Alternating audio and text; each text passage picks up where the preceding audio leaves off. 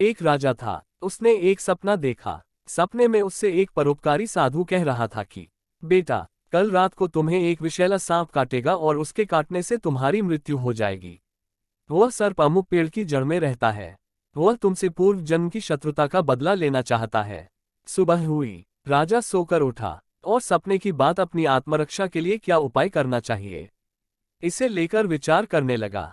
सोचते सोचते राजा इस निर्णय पर पहुंचा कि मधुर व्यवहार से बढ़कर शत्रु को जीतने वाला और कोई हथियार इस पृथ्वी पर नहीं है। उसने सर्प के साथ मधुर व्यवहार करके उसका मन बदल देने का निश्चय किया। शाम होते ही राजा ने उस पेड़ की जड़ से लेकर अपनी शैया तक फूलों का बिछौना बिछवा दिया, सुगंधित जलों का छिड़काव करवाया, मीठे दूध के कटोरे जगह जगह रखवा दिए और सेवकों से कह दिया कि रात को जब सर्प निकले तो कोई उसे किसी प्रकार कष्ट पहुंचाने की कोशिश न करे। रात को सांप अपनी बाम्बी में से बाहर निकला और राजा के महल की तरफ चल दिया। वह जैसे आगे बढ़ता गया, अपने लिए की गई स्वागत व्यवस्था को देख देखकर आनंदित होता गया। कोमल बिछौने पर लेटता हुआ मनभावनी सुगंध का रसास्वादन करता हुआ, जगह जगह पर मीठा दूध पीता हुआ आगे बढ़ता था। इस तरह क्रोध के स्थान पर संतोष और प्रसन्नता के भाव उसमें बढ़ने लगे। जैसे जैसे वह आगे चलता गया, वैसे ही वैसे उसका क्रोध कम होता गया।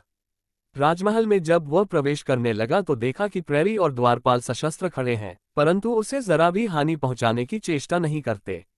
यह असाधारण सी लगने वाले दृश्य देखकर सांप के मन में स्नेह उमड़ आया। सद्व्यवहार, नम्रता, मधुरता के जादू ने उसे मंत्रमुग्ध कर लिया था। कहाँ वह राजा को काटने चला था, परंतु अब उसके लिए अपना कार्य असंभव हो गया।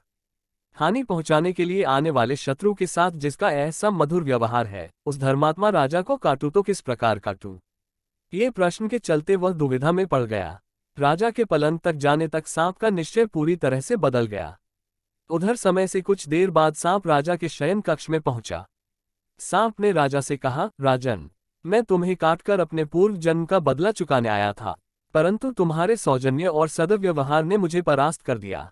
अब मैं तुम्हारा शत्रु नहीं, मित्र हूँ। मित्रता के उपहार स्वरूप अपनी बहुमूल्य मणि मैं तुम्हें दे रहा हूँ। लो, इसे अपने पास रखो।